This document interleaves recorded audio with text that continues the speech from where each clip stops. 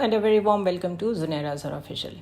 Viewers, कल की जो सुप्रीम कोर्ट की हेयरिंग थी, एक तो वो बड़े इंतज़ार के बाद ये तारीख़ आई थी, क्योंकि पहले मेरा ये ख्याल था कि जितना अहम मामला चल रहा है उसमें ईद की 3 छुट्टियाँ 4 छुट्टियाँ शायद उतनी इम्पोर्टेंट नहीं हैं. बिल्कुल माजी की तरह रातों को अगर अदालतें खुल सकती हैं तो इस वक्त भी मामला उतना ही इम्पोर्टेंट है. अदालत को अपनी प्रेजेंस शो करके ये बताना चाहिए था कि आइन की सुप्रीमेसी या कॉन्स्टिट्यूशन की जो हम बालादस्ती की बात करते हैं वो कितना इम्पोर्टेंट मैटर है. लेकिन बहरहाल हम मिनहसुल कौम फेस्टिवल्स और छुट्टियों को क्योंकि बहुत ज़्यादा अहमियत देते हैं और बाकी काम बाद में आते हैं, तो पूरी 4-5 रोज़ की छुट्टियां ली गई और अभी भी आगे 1 मई की छुट्टी आ जाएगी और उसके बाद ही सुप्रीम कोर्ट की तरफ से कोई और रिस्पांस देखने को मिलेगा.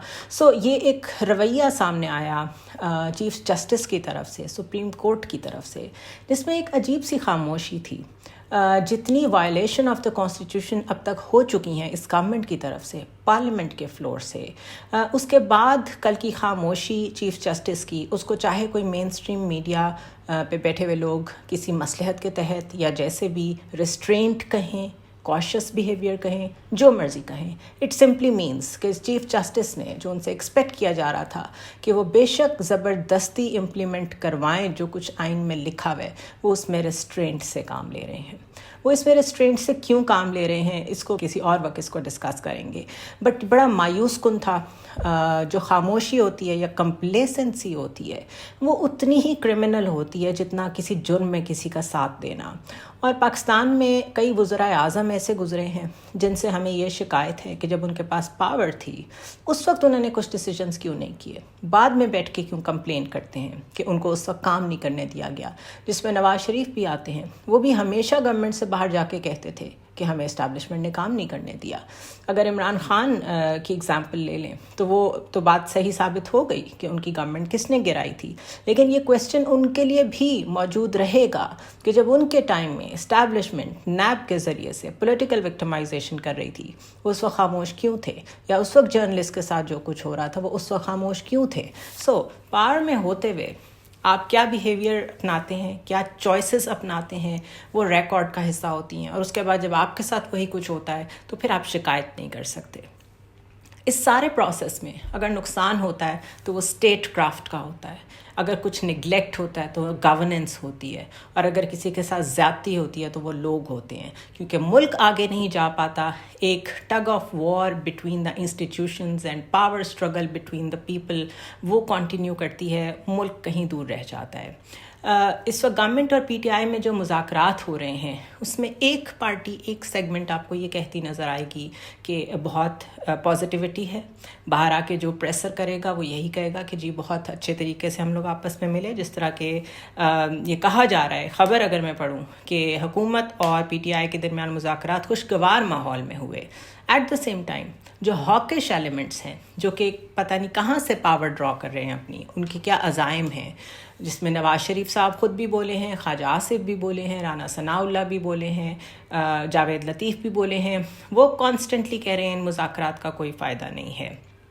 सो at the face of it लगता ये है कि क्योंकि वोट ऑफ कॉन्फिडेंस भी ले लिया है जिसकी बिल्कुल ज़रूरत नहीं थी, मियाँ शहबाज शरीफ ने, वज़ीर आज़म ने, वो लेके सिर्फ एक साइलेंट मैसेज दिया गया है सुप्रीम कोर्ट को कि हम इधर यूनानिमस यूनाइटेड खड़े हैं और आपके जजेस डिवाइडेड हैं, तो you better watch your house, आप पहले अपना हाउस ऑर्डर में कर लें. दूसरा, बिलावल भुट्टो ने बड़े ज़ोर शोर से कहा कि हम आपको प्रिविलेज कमेटी के सामने बुलाएंगे, जबकि एवरीबडी नोज़ कि आर्टिकल 68 कंप्लीट प्रोटेक्शन देता है कंडक्ट ऑफ द जजेस को, उनके डिसीजंस को, और पार्लियामेंट में उसको डिस्कस भी नहीं किया जा सकता. तो यहाँ तक सोचना कि वो उनको जजेस को बुलाएंगे और उनसे सवाल करेंगे वो तो दूर की बात है. फिर राना सनाउल्लाह ने आज के दिन में ही ये कहा है कि हम उन्हें बुलाएंगे और अगर वो नहीं आएंगे तो फिर हम भी नहीं जाएंगे. So one after another constant violation of the constitution. और इसके अलावा झूठ का वो लेवल जिसमें आपको मालूम हो आप गलत काम कर रहे हैं लेकिन आप इतने कॉन्फिडेंस से वो करें कि वो सच लगने लगे. तो ये एक मुस्तकिल एक स्मोक स्क्रीन क्रिएट की गई है हमारी पॉलिटिकल एलीट की तरफ से, जिसमें बहुत वाज़े नज़र आता है कि सिर्फ टाइम गेन करने की कोशिश की जा रही है. As I said in my earlier vlogs कि PMLN क्योंकि इस वक्त फोर फ्रंट पे है, پی ڈی ایم گورنمنٹ کے وہ بہت بری طرح کولیپس کر چکی ہے. اس میں کریکس نظر آ رہے ہیں. ایک نواز شریف کا گروپ ہے, ایک شہباز شریف کا گروپ ہے. شہباز شریف کا گروپ بالکل اس طرح کی کسی سچویشن کا شکار نہیں ہونا چاہتا جس میں ان کے فیوچر کے سٹیکس کمپرومائز ہو جائیں, اور وہ اقتدار سے بھی نہیں اترنا چاہتے. جو نواز شریف کا گروپ ہے وہ چاہتا ہے کہ ان کے اوپر لگی ہوئی پابندی ختم ہو اور اس طرح کی سچویشن کریٹ کی جائے, ایسا انیبلنگ انوائرمنٹ کریٹ کیا جائے, چاہے اس میں کوئی امینڈمنٹ کرنی پڑے, چاہے اس میں عدالتوں پہ پریشر بلڈ کرنا پڑے, جس سے الیکٹورل پالیٹکس میں نواز شریف واپس آ سکیں. یہ جتنے مرضی آپ کو سامنے مذاکرات کرتے نظر آ جائیں, جو پس پردہ گیمز چل رہی ہیں, they are bigger than what it seems. اس کو دیکھتے ہوئے یہ کہیں سے نہیں لگتا کہ کسی الیکشن ڈیٹ پہ یا اسمبلیز ڈیزالو کرنے پہ کوئی ایگریمنٹ اس آمنے سامنے بیٹھنے کے جواب میں ہو سکے گا. یہ ایک علیحدہ بات ہے کہ جو آگے جا کے حالات بننے ہیں اس میں پی ڈی ایم گورنمنٹ کو ڈیزالو ہونا ہی ہونا ہے, اور ایک ایسی گورنمنٹ نے وجود میں آنا ہے, اس کا نام کیئر ٹیکر ہو, لیکن اس میں ایسے لوگ موجود ہوں جو ٹیکنوکریٹس ہوں, جو نیشنل گورنمنٹ کے طور پہ اس گورنمنٹ کو کچھ زیادہ عرصے کے لیے چلا سکیں. وائی؟ اب دا کویسچن از وائی, کہ کیوں ایسا سیٹ اپ آئے کہ جو لمبے عرصے تک چل سکے. کیونکہ اس وقت الیکشنز کروانے کا ایک ہی مطلب ہے, اور وہ ہے پی ٹی آئی کو حکومت دے دینا, یا ایسا انوائرمنٹ کریٹ کر دینا کہ وہ جیتیں اور آ جائیں. بیکاز اس وقت ان کا ووٹ بینک بہت تھرائیونگ ہے اور بہت پرومسنگ ہے. اس لیے the best they can do is to delay elections. اب اس کو ڈیلے کرنے کے لیے کون کون سے ٹیکٹکس یوز کرنے پڑتے ہیں, چاہے اس میں مذاکرات میں ٹائم گین ہو جائے, چاہے اس میں عدالتی امور میں ٹائم گین ہو جائے, چاہے اس میں ایک کنفرنٹیشنل سچویشن کریٹ کی جائے between the parliament and the عدلیہ, اور بعد میں یہ کہے پی ڈی ایم گورنمنٹ میں موجود جماعتیں کہ عدلیہ نے غلط طریقے سے انٹروین کر کے پارلیمنٹ کے اوپر اٹیک کیا, جس کی وجہ سے ہماری گورنمنٹ ڈی اسٹیبلائز ہوئی. یہ جو شہادت, دے آر سیکنگ شہادت, بیسکلی سیاسی موت جسے کہتے ہیں, اور یہ بڑی ایک ہارٹ لیس بات ہے لیکن سچ ہے کہ سیاستدان کو کئی دفعہ لاشیں چاہیے ہوتی ہیں. تو یہ بالکل ویسا ہی سیناریو کریٹ کرنے کی کوشش کی جا رہی ہے کہ کسی طریقے سے ہم سیاسی شہید بن سکیں اور یہ کہنے کے قابل ہو جائیں کہ ہماری گورنمنٹ تو عدلیہ کے ساتھ مل کے عمران خان نے گرا دی تھی, چلنے ہی نہیں دی تھی. نیریٹیوز اس وقت کوئی پریویل نہیں کر رہے. کوئی الیکشن کا نعرہ اس وقت کسی جماعت کے پاس موجود نہیں ہے, کیونکہ ہم اس وقت ایگزسٹینشل کرائسس میں پہنچ چکے ہیں. اس وقت ہماری نیشنل سیکیورٹی تھریٹ پہ ہے. نیشنل سیکیورٹی کا اسپیکٹرم بہت بڑا ہوتا ہے, اس لیے میں ایکسپلین کر دیتی ہوں کہ ہماری کیا کیا چیز اس وقت ڈسٹربڈ ہے. ہماری فوڈ سیکیورٹی کا مسئلہ ہے, ہمارے واٹر سیکیورٹی کے ایشوز کھڑے ہو چکے ہیں. ایک دفعہ پھر فلڈز یا فلیش رینز کا آنے کا خدشہ ہے. کلائمیٹ چینج ایک دفعہ پھر اپنا رنگ دکھانے والا ہے, اور یو این کی رپورٹس ہیں کہ ہم ابھی پچھلی ہی کیٹاسٹرفیز جو پچھلے فلیش فلڈ سے ان سے ہی نہیں نکل سکے, اور یہ مزید ایک اور چیز ہمارے سر پہ کھڑی ہے. اس کے علاوہ ہمیں جو تھریٹ, ریجنل تھریٹ ہے سنس آلویز ٹیررزم کی شکل میں افغانستان کی طرف سے, اور اب آ کے تو یہ بھی کہا جا رہا ہے کہ ہمیں انڈیا کی طرف سے بھی اگین تھریٹ ہے.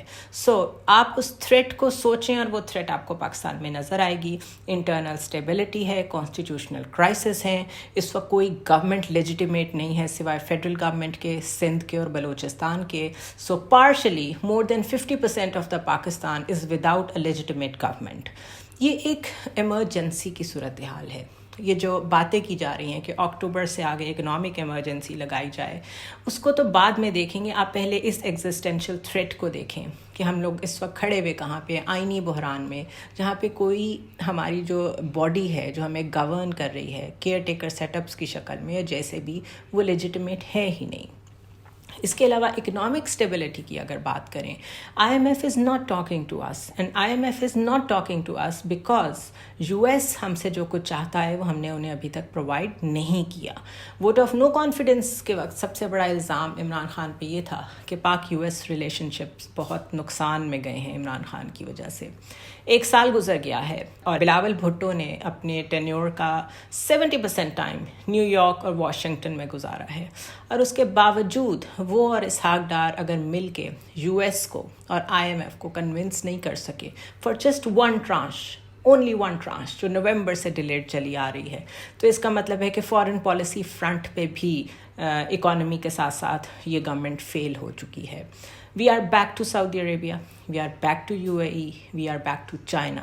تو اگر اس ایک سال کی ساری ڈرل کا آپ حساب لگائیں اور دیکھیں ہم نے اس میں کیا گین کیا اور ہم نے اس میں کیا کھویا, تو گین تو کچھ بھی نہیں کیا, بلکہ ہم مستقل اکنامک کرائسس کی طرف گئے ہیں. فارن ریلیشنز ہمارے ڈیمیج ہوئے ہیں. We are again talking of buying oil from Russia, جو کہ عمران خان بھی کہتے تھے. So what has changed? We are going back to UAE, we are going back to Saudi Arabia, we are going back to China. اور China کو ہم نے اس ایک سال میں جیسے پہلے میسیجز دیے ہیں, جیسے پہلے فیلرز تھرو کیے ہیں, جس میں ہم نے ان کو یہ بتایا کہ ہم آپ کے کیمپ میں نہیں, امریکن کیمپ میں کھڑے ہیں, تو دوبارہ وہاں جانے کا مقصد ہی یہی ہے کہ آپ کو ان کی ضرورت پڑ گئی ہے کیونکہ آپ کو امریکن کیمپ سپورٹ نہیں کر رہا. سو بہت کچھ ایسا ہے جو آپ کو خبروں میں نہیں نظر آئے گا, جس پہ ڈسکشنز نہیں ہوں گی, اور بار بار کوئی نہ کوئی روز مرہ کی بنیاد پر انگیج رکھنے کے لیے ایسی خبریں آپ کو دکھائی جائیں گی جس میں صرف ایک دن گزر جائے کسی طرح وار فوٹنگ پہ, کسی طرح ملک چلتا رہے. This is not how countries are being run. اس کے علاوہ پھر آپ کو کن چیزوں میں الجھایا جاتا ہے؟ ایک دم سے کوئی 2 سینئر صحافی, حامد میر صاحب اور نسیم زہرا صاحبہ, سینئر ہیں, I highly respect them, but I don't understand کہ آف دا ریکارڈ جب ہم کسی سے ڈسکس کرتے ہیں کوئی بھی بات ایز اے جرنلسٹ, تو یہ واقعی ہماری ذمہ داری ہوتی ہے کہ ہم اس بات کو باہر جا کے کوٹ نہیں کریں گے. لیکن جیسی باتیں انہوں نے کی ہیں اور آج اس کو وہ جو ایکسپوز کر رہے ہیں, why now؟ اب اس کو ایکسپوز کرنے کا کیا مقصد ہے؟ اگر آپ نے تب نہیں کیا جب 3-4 سال پہلے بڑی عجیب و غریب حالات ملک میں کریٹ ہو رہے تھے. یہ وہ صحافی ہیں جو پاور کوریڈورز میں پھرتے ہیں, جن کو نظر آ رہا ہوتا ہے کیا ہو رہا ہے, کیا ہونے والا ہے, اور اگر آپ اس وقت خاموش تھے تو آپ اب کیوں بولے ہیں؟ That's a big question mark on the media industry it self, کہ کس طریقے سے رپل ایفیکٹ چیزوں کا کریٹ کیا جاتا ہے in the media, attention divert کرنے کے لیے from the real issues. Because general Bajwa is gone, he is history now. ان کو ڈسکس کرنے سے کسی کو بھی کچھ نہیں ملے گا سوائے اس کے کہ ہم صرف ری لیونگ ان دا پاسٹ کو کنٹینیو کریں گے, جس سے نہ آپ کو کچھ حاصل ہوگا نہ کسی اور کو کچھ حاصل ہوگا. سو میرے لیے جو اس کے اوپر ڈبیٹ امپورٹنٹ ہے وہ یہ ہے کہ وائی ناؤ, یہ سب کچھ اب کیوں بات کی جا رہی ہے. ISPR نے اس کے اوپر بڑا کمپریہنسو رسپانس بھی دیا ہے کہ ہم لوگ بہت تیار ہیں ہمیشہ انڈین تھریٹ کو جواب دینے کے لیے. اور یہ بات بھی صحیح ہے کیونکہ پلوامہ حملے کے بعد ہماری ایئر فورس نے جس طریقے سے ہمیں ڈیفینڈ کیا, وہ آپریشن ہم نے دیکھا, and we are proud of it. تو اس کا کیا مقصد ہے اس سٹیج پہ ان چیزوں کو ڈسکس کرنے کا؟ آئی فیل ٹو انڈرسٹینڈ, سوائے اس کے کہ کہیں سے انسٹرکشنز آئی ہوں, because this is how you divert attention and this is how you seek attention. تو پاکستان میں ہمارے ملک میں اندر ہی ایسے لوگ موجود ہیں جو ہمیں ڈیمیج کرنے کے لیے کافی ہیں. We don't need an external enemy to be honest. اور اینڈ میں صرف 1-2 خبریں آپ کے ساتھ اور شیئر کرتی چلوں, جس میں ڈیم فنڈز پہ رجسٹرار سپریم کورٹ کا اختیار ختم کرنے کی درخواست دی گئی ہے, جس کو اسلام آباد ہائی کورٹ نے مسترد کر دیا ہے. اس سے آپ کو صرف انٹینٹ کا پتہ چلے گا کہ ہر جانب سے صرف پیسے اکٹھے کرنے کی کوشش کی جا رہی ہے. ڈیم فنڈ جتنا مرضی کنٹروورشل ہو, وہ ایک اچھی نیت سے بنایا گیا تھا, اینڈ دا ہول پرپز کہ اس کے اوپر جو اختیار ہے وہ رجسٹرار سپریم کورٹ کا رکھا گیا تھا, وہ اس لیے تھا کہ کوئی پولیٹیکل گورنمنٹ اس کو ان فنڈز کو کہیں اور یوز نہ کر سکے. سو جب چھوٹی خبریں چھپ جاتی ہیں, جب ایسی خبروں کے اوپر ڈسکشن نہیں ہوتی, تو اصل میں آپ آڈینس کو ایز اے جرنلسٹ یہ نہیں بتا رہے ہوتے کہ کہاں کہاں سے پیسے نکالنے کی یہ گورنمنٹ کوشش کر رہی ہے اور کیوں کر رہی ہے, اور وہ پیسہ لگ کہاں رہا ہے, جبکہ آپ کے پاس الیکشن کرانے کے لیے ایک چھوٹی سی رقم تو آپ کہتے ہیں موجود نہیں ہے. اس کے علاوہ میڈیسنز بنانے والوں کو قیمت میں 1 ٹائم کے لیے 70% اضافے کی اجازت دے دی گئی ہے. And you can well understand کہ جو فارماسیوٹیکل انڈسٹری ہے وہ آلریڈی کتنے کرائسس میں ہے. ہماری جو ایکسپورٹس اور امپورٹس کا مسئلہ ہے, اس کی وجہ سے کتنا کچھ ہمارے پاس ایسا ایکوپمنٹ موجود نہیں ہے جو لائف سیونگ سرجریز میں یوز ہوتا ہے, جو لائف سیونگ ڈرگس کے لیے را مٹیریل کے طور پہ یوز ہوتا ہے. اور اب جب وہ آنے کی اجازت ملی ہے, امپورٹ کی اجازت مل رہی ہے, تو 70% انکریز ان دیٹ, اس کا کیا مطلب ہے؟ اس کے علاوہ جو ایک رواں مالی سال کے دوران منافع کے آؤٹ فلو میں بات کی جا رہی ہے 80% سے زائد کی کمی, اس کا امپیکٹ کہاں تک جائے گا؟ 80% سے زائد اگر کمی ہو جائے آپ کے پروفٹ میں تو اس کا مطلب ہے آپ کی جو آلریڈی اکانومی ہے وہ بیٹھ تو چکی ہے لیکن مزید ریسیشن میں جا رہی ہے. تو انفلیشن کہاں تک جائے گی, لوگوں کے ساتھ مزید کیا ہونے والا ہے, اس بارے میں nobody is talking. We all like fancy topics, ہمیں اچھا لگتا ہے روز یہ بات کرنا, زرداری نے کیا کہا, نواز شریف نے کیا کہا, لیکن ہمیں اپنی اپروچ کو چینج کرنے کی ضرورت ہے بیکاز ان لوگوں نے ہمیں ہاسٹیج بنا کے رکھا ہوا ہے اور اصل ایشوز سے, ریئل ایشوز سے دور رکھا ہوا ہے. It's our responsibility to understand کہ اس وقت سب سے بڑا پاکستان کا مسئلہ اکانومی ہے اور ایک ایسا سیگمنٹ آف سوسائٹی موجود ہے جو خودکشیاں کر رہا ہے, جو اپنے بچوں کو اسکولوں سے اٹھا رہا ہے, اور وہ سفید پوش لوگ ہیں, وہ کچھ کہہ بھی نہیں سکتے, وہ بتا بھی نہیں سکتے, وہ مانگ بھی نہیں سکتے. سو دا سرکس ول کنٹینیو. ہم دیکھیں گے کہ مذاکرات کہاں تک پہنچتے ہیں, کون فلیکسیبلٹی دکھاتا ہے, کیوں فلیکسیبلٹی دکھاتا ہے, اور کب تک ملک کو اسی طرح ایمرجنسی کی بنیاد پر چلاتے رہیں گے یہ لوگ. Because Saudi Arabia, you a E, China, in countries نے صاف کوشن دیا ہے, تقریباً انٹروین کیا ہے اور ہمارے لیڈران کو کہا ہے کہ please put your house in order. I will see you tomorrow.